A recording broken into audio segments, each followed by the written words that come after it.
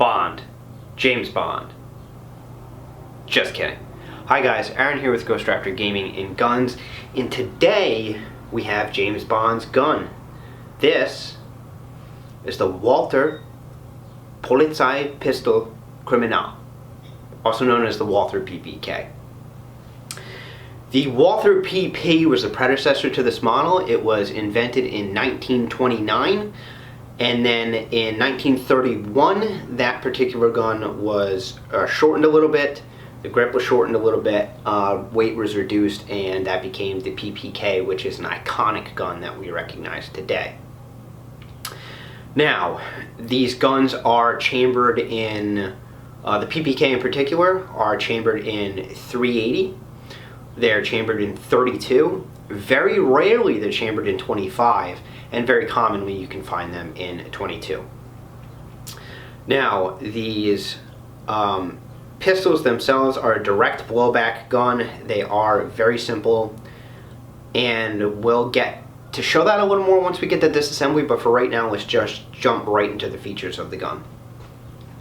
This particular model was actually produced by Smith and Wesson. There are a lot of copies that are made internationally. Some were made by Accutech, some are made by Bursa. That one has some improvements, and there'll be a full review coming up on that one. But this one was made here in the United States by Smith and Wesson, and some copies are very high quality copies, particularly Manhurin out of France. Excellent copies, just as good as the German ones. And some other companies, not so much. In this case, Smith and Wesson kind of dropped the ball, but we'll get into that in a little while. So this gun weighs 21 ounces. This particular one is a .380. It has a 3.3 inch barrel, and it has a decocker safety. But let's go through everything in detail like I always do here, top to bottom, front to back.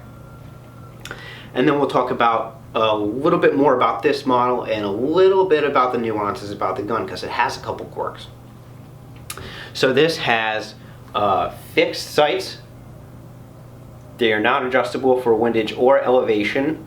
The rear sight has a red stripe on the back, dead center, and then the front simply has a red dot. The extractor here is fairly small, which is something that I don't like on a gun. I actually like to have a longer, thicker extractor, and who doesn't like it when it's long and thick? Now I have the rear slide serrations. There are no front slide serrations on this gun. As you can see, it is an engraved model, and this particular one is a PPK-1. I'll talk about that in a minute. It has a loaded chamber indicator right back here. It has a circular style hammer, kind of like a Colt officer's model. It has a fairly large beaver tail, at least the Smith & Wessons do, and it's nice. The hammer settles right into that beaver tail, and you don't got to worry about hammer bite with these, which is very nice. On the left side of the gun, you'll see it has a decocker safety. Flip it down, decocks the gun, flip it up, and you're into double action mode. The magazine release is right here under the slide, rear to the trigger guard. It is checkered, and it is excellent. It's unobtrusive. You hit it, mags drop free. Good placement, but it does take a little getting used to, just because instead of being down here at the bottom of the trigger guard, as most guns, it's at the top. So you do got to train around that a little bit, but it works very, very well. The trigger guard and dust cover are small, they're smooth, there's no way to attach a rail, so if you want to get a laser or a light, you have to get a grip that has those incorporated.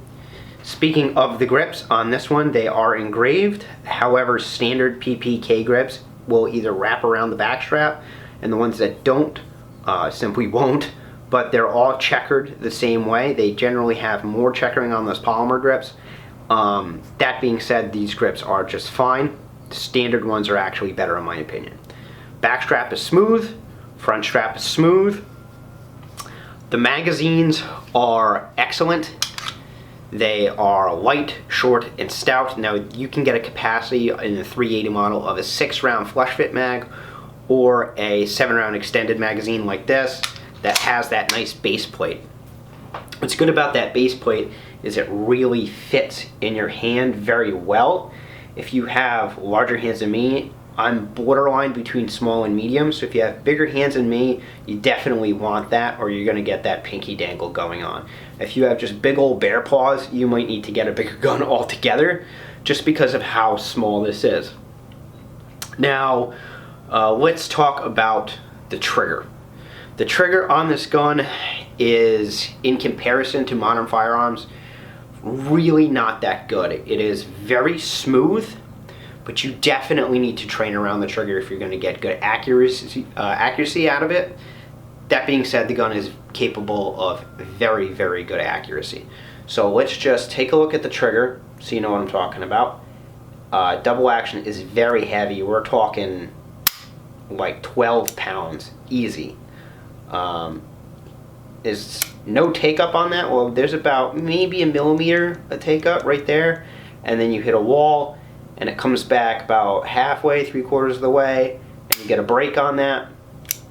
If you train with that, you can get very, very good at it. Single action is much better. There is just a little bit of take up. It's about the same actually as the double action, about 1 millimeter. You hit your wall, and then nice crisp break at about 6.5 pounds. So it's not too bad. Let's take a look at the reset. Oh yeah, that's one more thing about these guns. There's no slide release on these, so you have to slingshot it every time you reload. That's just kind of how it is with these guns, and it just has a lot to do with when the gun was designed. So, slingshot it like that, and now let's take a look at that reset. The reset is mediocre at best, to put it lightly. It's not tactile. You literally do not feel it at all. And then audible, it is, but very, very barely. Even you are just going to barely hear that click. So you really have to pay attention. If you're testing for accuracy, you're shooting to be very precise, you really, really need to be paying attention to get a good reset on this gun.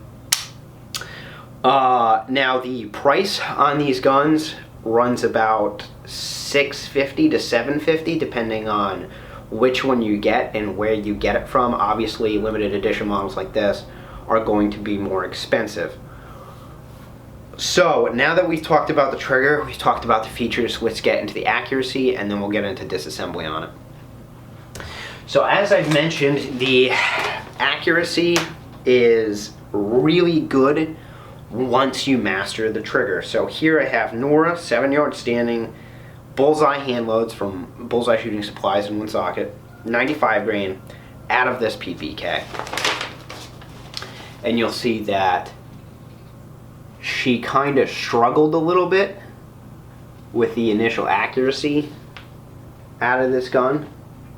Throwing some shots, she had some stringing going on. But again, this is actually her first time shooting this gun, and as I've mentioned, the trigger on it isn't particularly great.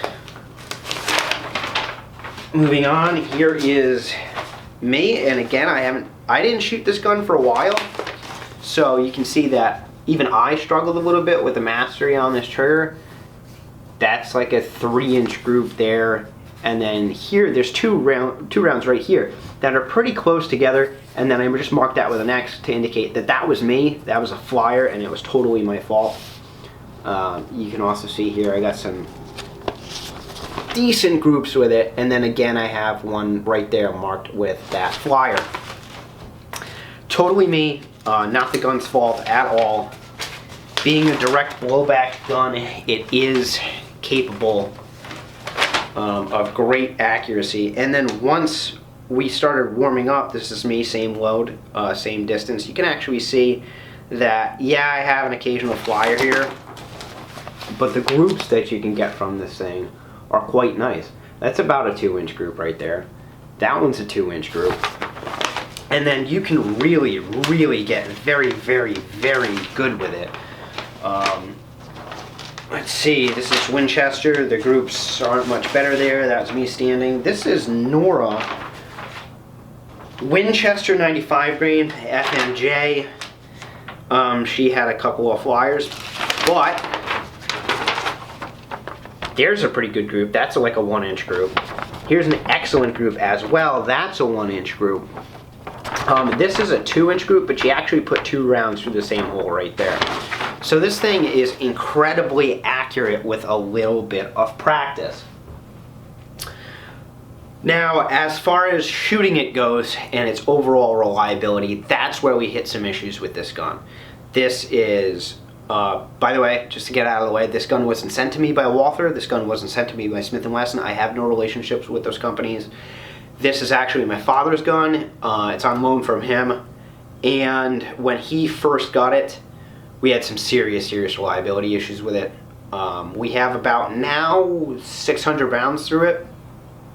But the first couple hundred were really hampered. What would end up happening was, when shooting this gun, we would have a failure to go into battery, or a failure to feed, every 4th round out of the magazine. It was extremely consistent with that. You'd fire 3 rounds, at that point the gun would be kind of warm, and that 4th round would just jam up. And what I found through a little bit of research was Smith and Wesson was installing what they call a short type recoil spring on this gun, which is to say it's a heavier gauge steel, but it's about a 3-inch recoil spring. Walther has a tendency to install what they call a long type recoil spring. It's a lighter gauge steel, so it's a thinner spring, but it's about a 4-inch recoil spring. So when I found that out, I ordered the long type, installed it, and that problem went away completely. However, we still had some real issues with it. We still had a lot of issues. It was failures to extract, failures to eject. We had some stovepiping issues.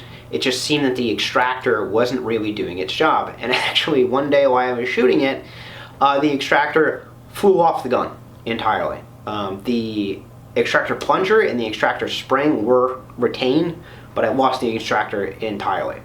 So I called Walther, and pro tip for pros, Walther's customer service is fantastic. I called them, they transferred me, they literally picked up the phone, they didn't put me on hold, they transferred me right to parts department. I told them what happened, they sent me an extractor free of charge, and I installed it myself in about 30 seconds, and no issues since, except for issues caused by me. And what I mean by that is a lot of people who shoot now have a modern grip, which is to say that when you grip this gun, you have a very high grip and a very firm grip. And what I noticed with the thumbs forward grip while I was shooting was occasionally I would have a failure to go into battery, and it was caused by me and my firm grip. My thumbs would put tension on the slide as it went forward, and it would cause a stoppage in the gun, and I had to tap it forward and then continue firing. So once I kind of figured that out, I was able to change my grips, lower my thumbs just a little bit so they weren't directly on the slide, and once I did that, any reliability issues cleared right up. So those were caused by me, and I'm not blaming the gun for that at all, but I will say Smith and Wesson really dropped the ball in terms of quality control and making sure these guns work before they leave the factory. I'm sure the Walther ones are excellent. I have a couple friends who have German-made Walthers. They love them. They haven't had any issues with them whatsoever. So my advice to you is, if you're going to get a PPK, get one made by Walther or one by Manhurin out of France. If you can find them, they are rare and they are expensive, but they're excellent guns. Overall thoughts and impressions on the gun: it's very reliable, it's very accurate. Again, make sure you get the Walther ones to get that reliability. It's a little heavy. It does weigh 21 ounces. So by today's standards, it's kind of heavy, but it is just, kind of a pleasure to shoot. It's a little snappy in 380. I'm sure 32 or 22 or 25 would be a lot better. But it is just a sleek, cool, sexy gun that you don't really mind shooting too much. I've shot some other direct blowback guns, and they have hurt, to be fair. They just sting. Or they're really snappy. This one, not so much. It's actually really nice. And we'll get into that direct blowback system right now. So let's go straight into disassembly. Drop your magazine. Ensure the gun is clear. And then what you're going to do here is you're going to pull down the trigger guard. This is really easy on the PPK. Some other direct blowback guns disassemble the same way, and they can be a pain. Walthers aren't. You just simply pull this down and push it to the side slightly. Very easy to do that. Pull the slide to the rear, and then you're going to lift up and let the slide go forward, and you're done. That's it. Now the inside of the gun is machined fairly well. Fairly clean lines. This is a little dirty just because I've been shooting it. Here's that long type recoil spring I was mentioning. You have that fixed barrel because it's direct blowback. And that's it. It's a very, very simple gun. And then reassembly, you just slide it back on, push it down, press your trigger guard back up, reinsert your magazine, decock, function check, and you're good to go. That's it. So these are really beautiful guns. They're historically significant for a multitude of reasons. And this is James Bond's gun. I mean, how cool is that? Oh, it's not. James Bond is kind of lame. Sorry. Anyways, this has been Aaron with Ghost Raptor Gaming and Guns.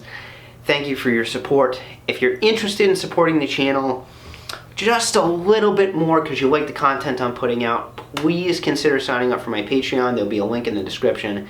It's $1 a month. It really helps with range fees, ammunition, and just generally acquiring the different gear, the firearms, and some of the games that I use for this channel. So go ahead, get in there, support the channel. Thank you so much for that. You have a good day.